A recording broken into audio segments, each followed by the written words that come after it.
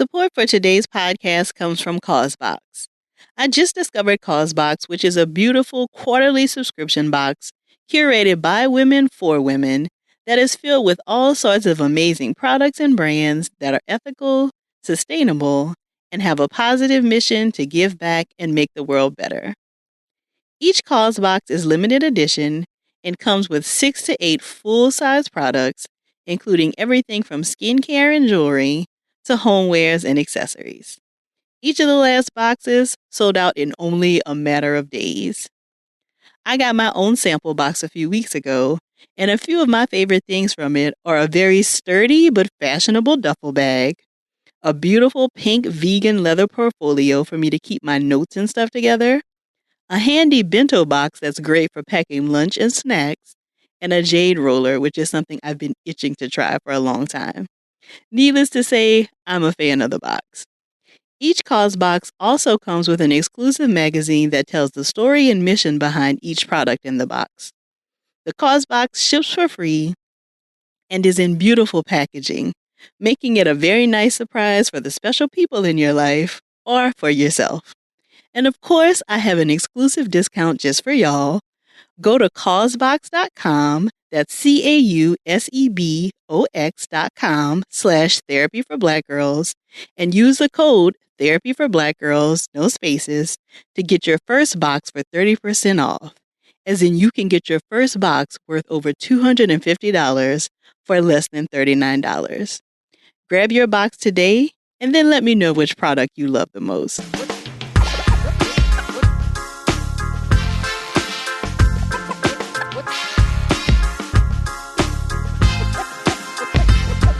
Welcome to the Therapy for Black Girls podcast, a weekly conversation about mental health, personal development, and all the small decisions we can make to become the best possible versions of ourselves. I'm your host, Dr. Joy Harden Bradford, a licensed psychologist in Atlanta, Georgia. For more information or to find a therapist in your area, visit our website at therapyforblackgirls.com. While I hope you love listening to and learning from the podcast, it is not meant to be a substitute for a relationship with a licensed mental health professional.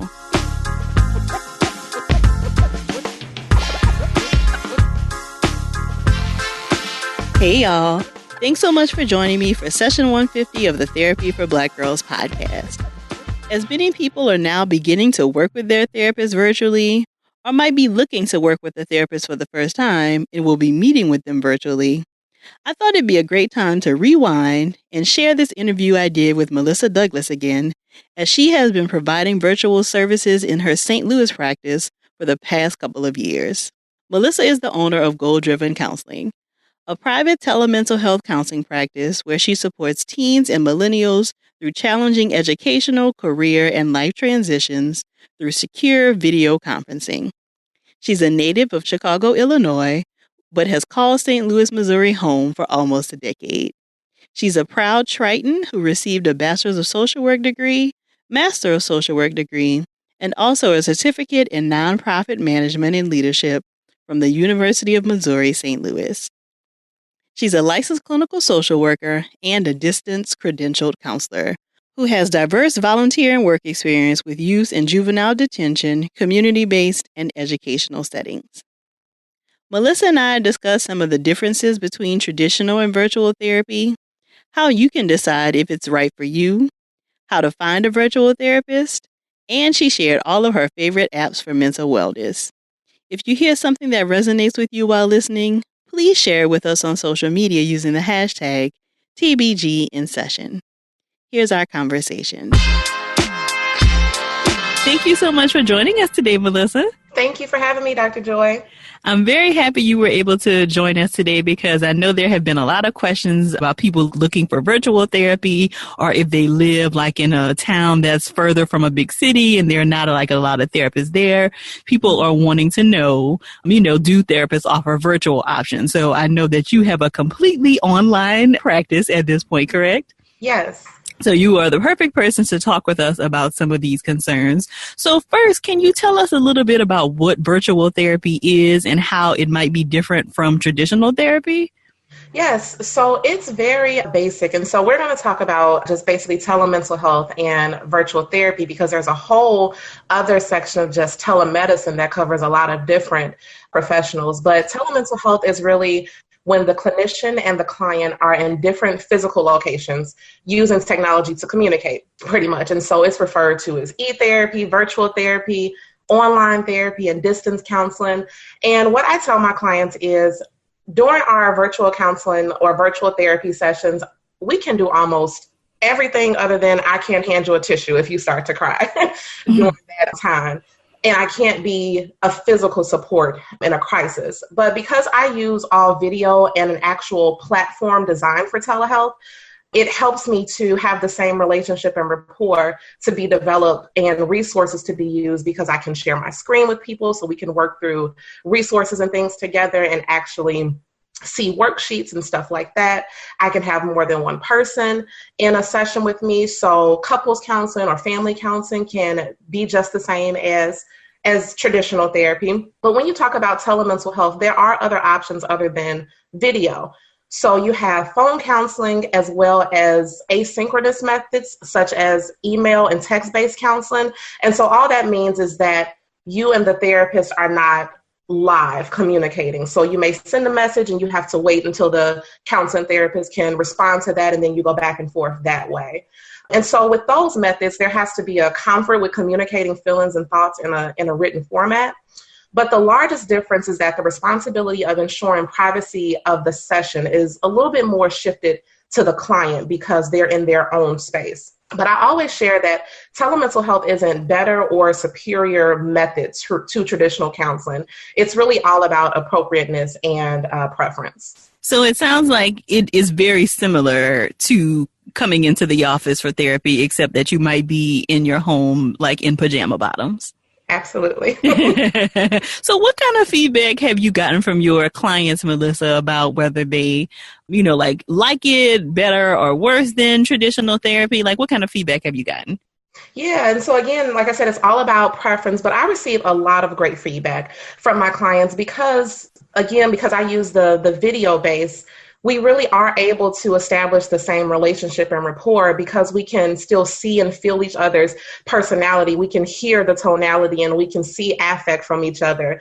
And so it's a little bit more than just communicating in a written format. And so we're able to really build that relationship. They also enjoy the flexibility it allows in their schedules, as well as the convenience of just having to log on and I'm right there. They don't have to travel or really fit it into their schedule in addition to travel and things like that.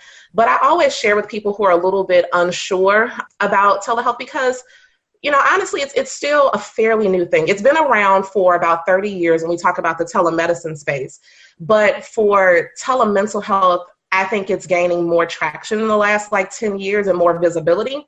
And so I always tell people that it's been researched for effectiveness. And so in the early 2000s, there were a lot of different studies done, but a couple that I like and that I like to share is that in 2001, a study was conducted by the Department of Psychiatry at Washington University here in St. Louis.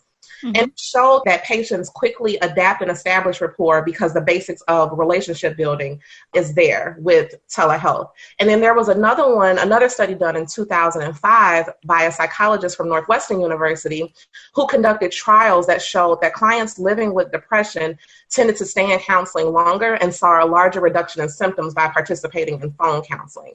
And so I like people to know that there is research back to the effectiveness of telemental health and virtual therapy.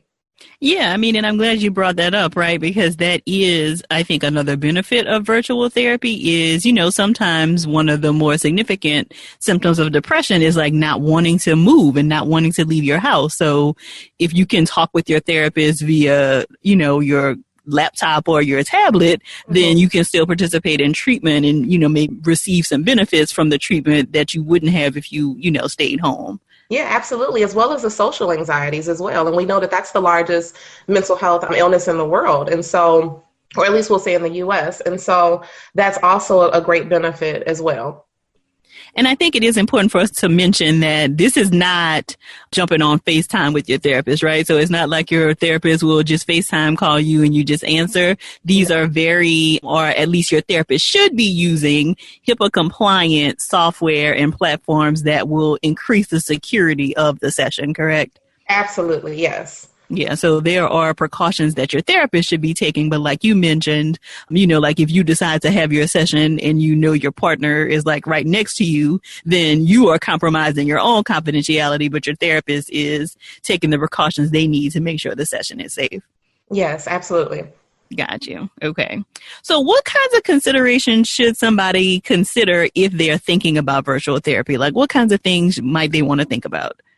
Yeah, so I always say that the virtual therapy is just the method in which we're doing the actual therapy, but you definitely want to consider the expertise of the clinician and if their focus is what you need.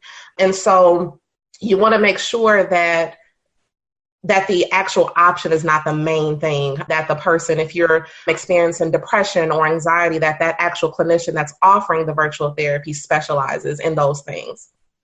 Another huge thing, because of the lack of geographical barriers with telemental health, you want to make sure that the clinician is licensed in the state that you reside in because it's legally required. And so that's a misconception that a lot of people have, is that because we can just use our phones or computers and things like that, then we can work with anybody.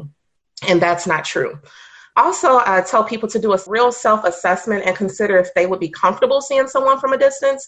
Again, because the comfort and the impact of a separate therapeutic space is really important to some people. And so, as well as thinking about if you have a support person that is near and accessible if there is ever an emergency situation. And so that's not something that was mentioned yet, but emergency planning is something that is very important when it comes to telemental health, because if a client were to experience at some time some suicidal thoughts or things like that, there has to be an emergency management plan in place that usually includes a emergency support person near to kind of triage that with the therapist. And then clients should be to feel free to ask if their telemental health therapist or counselor has completed any training. And so some states require it and some don't. And you also shared that, it's not just jumping on a FaceTime call. And it really speaks to the clinician operating in their areas of competence, which is a safeguard for the client. And the client should be comfortable and aware of talking about that with the clinician. Yeah, like you said, all the states don't require it, but, it does feel like most therapists who are doing a significant amount of virtual therapy or telemental health have completed at least some trainings and maybe even some additional certifications. Yes. Yeah. So can you talk a little bit more about the emergency planning? Because I know that is something that often comes up. And I think something that, frightens some therapists away from maybe wanting to do telemental health is like, okay, what do I do in case of an emergency? So can you talk a little bit about what that process is like with you and your clients? Yeah, so assessment of fit is very important. And so when a client contacts me for a consultation, we're having that initial call, I'm usually doing a brief assessment at that time. And so I'm assessing if they are at high risk of currently having suicidal thoughts or have had a plan or intent. Also assessing for any homicidal ideation, any active substance use, any delusions around technology. And so that means some people experience thoughts and things that someone is spying on them through their computer or things like that. So that wouldn't be comfortable in a therapeutic space if that's some concerns, as well as some complex traumas. And so those are some things that I quickly assess for in a consultation, but then also through the assessment phase.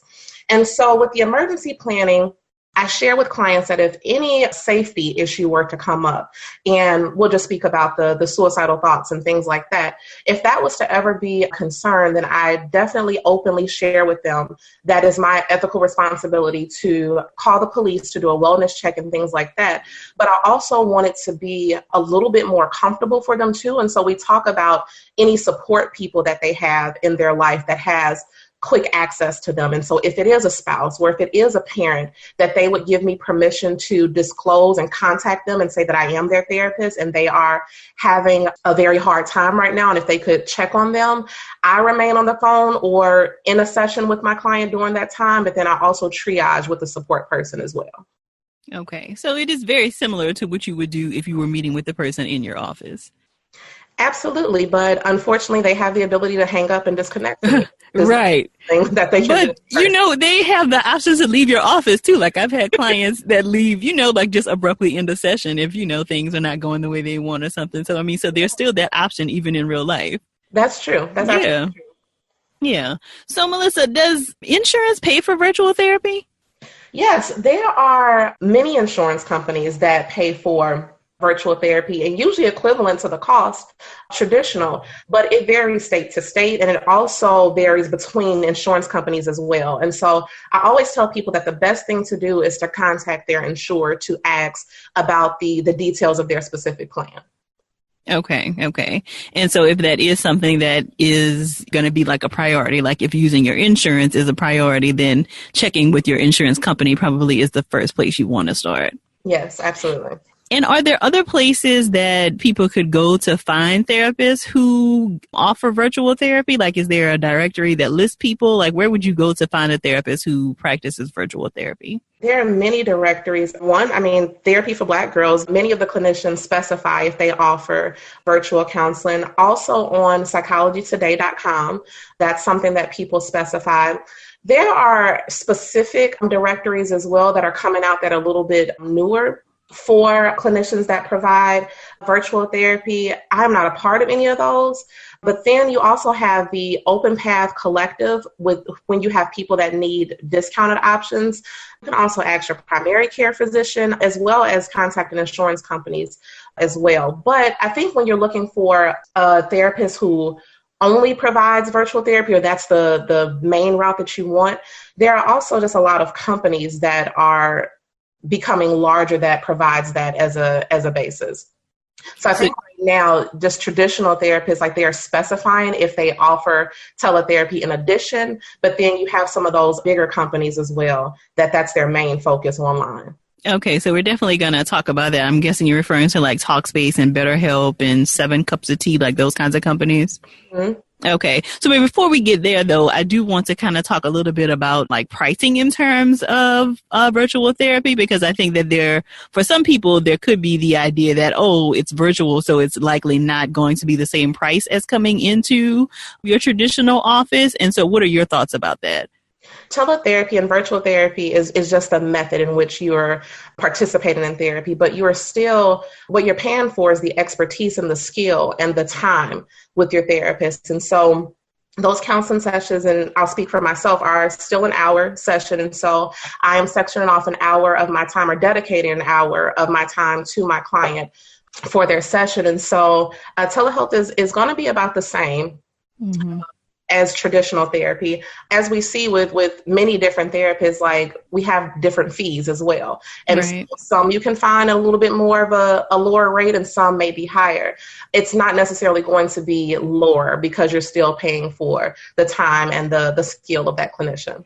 Yeah, and that's where I think some of the confusion may come, like with like Talkspace and BetterHelp, because those fees are typically lower, right? But that also, I know that they have like different plans sometimes, like you can do the text messaging or you could do video, but their fees likely still are not as high as you would if you were just going with a traditional therapist who offers virtual therapy. Yeah, absolutely. And I think that can be misleading sometimes because some of those lower fees are talking to more of those written formats. And so the text-based therapy and email-based therapy, where you don't have to necessarily dedicate that hour space to that client. It definitely does take time to construct some of those written messages and responses and things, because again, you have to communicate in a written form that expertise and that skill to that client. But some of those lower fees that they advertise, I think it's more geared towards that text-based therapy, because with some like Talkspace and Breakthrough and BetterHelp as well, they also offer video, and it's about average to what traditional therapists charge. Okay. So while we're talking about that, let's just move into talking about, and not necessarily about any platform in specific, but in general, like all of those platforms offer similar kinds of things. Mm-hmm. So what are your thoughts about, like people reaching out or working with therapists through any of those platforms? Do you feel like those are good choices for people to explore? Yes, I think they can be good choices as long as you're knowledgeable about what you're participating in. And so full disclosure, I was a therapist through one of the online platforms before and a very good experience. But some concerns that arise is that with some of them, they do random matches to a therapist, which means that they have like a little bit of a virtual assistant that takes some of the background and assessment information, and then they randomly match them to a therapist. And so what I was seeing that was happening often was that I was being assigned clients that were not in state with me. And as I mentioned earlier, that's something that I'm legally required to be bound to, with the exception of international clients. And so in telemental health, there are no international regulations. And so you can have clients in other countries and things like that, but other states, you cannot. And so I think they can be good choices as long as clients are able to do a little bit of that background research on the clinician and still see what their expertise is, still see where they are located, and make sure that they are getting the service and things that they want and that they need. Right. And that is important to pay attention to. I mean, probably more of a concern for the therapist providing the services, right? That they are making sure they're practicing ethically. But you as the client also want to be aware of like any kinds of things that could come up, you know, like if somebody realizes like you're not in their state and you've been working with them for a while, and then there may need to be like an abrupt termination or something like that, that those are the kinds of things you would want to think about. Yes, absolutely. Got you. Okay. So, Melissa, you mentioned, you know, like you have a system that allows you to do screen sharing, which sounds really cool, right? Like that's just like when we are in our offices using like a whiteboard or something to work through an issue with a client. So that I think does add another layer of comfort and like ability to work with a client by sharing your screen. So what kinds of things are you typically working with on your clients? Like what is the specialty that you use in your practice? Yeah, so I work a lot with clients who are experiencing anxiety as well as depression. I'm seeing a lot of chronic stress and overwhelm. So stress is a huge one, as well as some trauma. And so my background is cognitive behavioral therapy, as well as very hugely strength focused, as well as brief solution focused therapy. And so I'm using all of those same skills and interventions and things just at a distance. And so it's better and easier when I can walk a client through a particular intervention and using worksheets. Or there's an option on there where they can share journals and things with me. And so I'm able to read some things that they're doing some homework on that they can share with me even in between sessions. So that's helpful as well. So I'm doing all the same work as I would in a traditional office, but just providing it at a distance. Mm-hmm. Got you. Okay. And you kind of touched on this a little bit, but can you go in more detail or add anything that you didn't say before? Are there certain concerns that would not be appropriate for virtual therapy? Yes, definitely high risk. And when I say high risk for suicidal thoughts, I would say like currently actively having suicidal thoughts, and definitely if there is any type of a plan, that would probably not be appropriate for distance counseling, again, because that safety is what's important. And so yes, there are clients who have had past thoughts of suicide before, but they have worked through those and they may be more passive and not very developed, or they're able to control them and things like that. And so definitely active suicidal thoughts, definitely active thoughts of homicidal ideation, any active substance use, and that's with any therapy. And again, delusions around technology and any real complex trauma that in-person, just physical space would be more important to have. What's the issue with the active substance abuse, Melissa? So with the active substance abuse, well, again, it's safety. And so when we're looking at mental health and having talk therapy and things, when there's any type of substance abuse, so high alcoholism or any substance abuse like pills and things of that nature, we want to make sure that detox happens first and that a person is working towards recovery before we can actually engage in really good talk therapy, because we know that substances and things alter our thoughts and things of that nature. And again, because of safety at a distance, if someone is actively using substances, they can actively be doing that, during our session or right before the session and things like that. And so being able to have a scent of alcohol or anything else and having that real good assessment that we can see through video, but it's even more prominent in person. But again, just with the safety and the altering of the mind, we don't want to engage in that if there's active substance use. Got you. So in active, you mean like you just said, like may have drank or something right before a session? Yes. Got you. Okay. And where can we find you online, Melissa, your website and any social media handles you want to share? Yes, so my website is www.goaldrivencounseling.com. I'm on Facebook at Goal Driven Counseling, LLC, on Instagram at Goal Driven Counseling, and on Twitter at Goal Driven Counsel without an I. Got it. And of course, all of that information will be included in the show notes so people can find that really easily.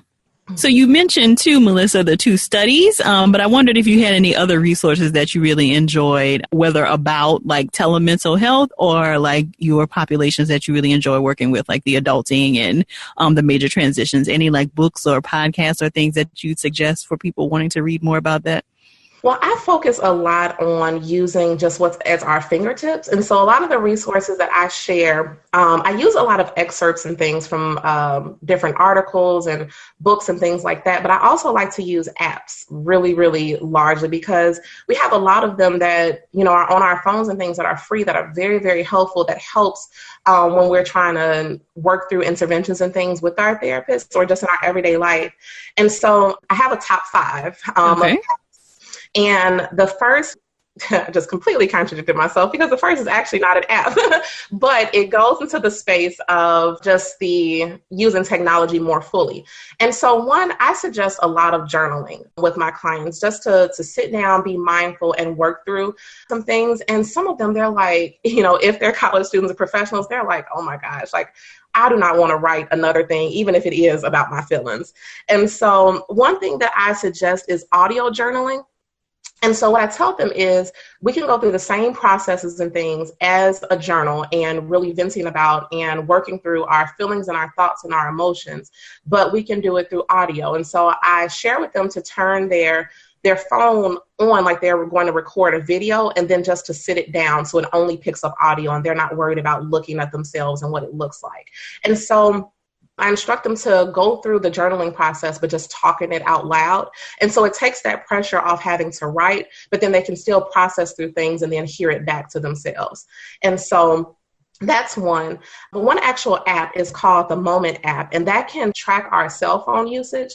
And so with a lot of the clients that I have that are talking to me about being overwhelmed and feeling stressed and just not having enough time, sometimes we take a step back and look at how we're using our time, especially when we're exhausted and we're kind of surfing through the internet or social media and things like that. And so that shows them like what they're putting their time to in an actual like quantitative way. And so we can look at, okay, if you spent 3 hours on social media today, like how can we use that differently? Another one that I use is called Relax Melodies, and that one gives relaxing sounds that can be like mixed with each other. And so you can have like a rain sound mixed with like gusty winds. And so some of my clients who we're practicing that mindfulness and some of that grounding, it helps at that time. But then also those who are having trouble sleeping and having trouble falling asleep, having some of those sounds and working through some deep breathing can be very helpful for that. The third one is Pacifica, and it tracks moods and thoughts, and it also has some guided meditations, and so that can be very helpful when we're trying to look at patterns. And then the last one is a Breathe app, and it also helps with the guided breathing, because learning how to deep breathe can be very different from just our normal breathing that we have every day. Those are great, Melissa. I'm sure a lot of people will want to check those out. Thank you. All right. Well, thank you so much for joining us today, Melissa. I really appreciate it. Thank you again so much for having me, Dr. Joy, and just thank you for this resource that you've developed, because it is absolutely amazing. You're welcome. Thank you for being a part of it. I hope you enjoyed the information Melissa had to share with us. Don't forget to check out all the apps and other information she shared in the show notes at therapyforblackgirls.com/session150. If there's someone in your life who's been contemplating starting virtual therapy, then please be sure to share this episode with them. If you're looking for a virtual therapist in your state, Check out our therapist directory at therapyforblackgirls.com/directory.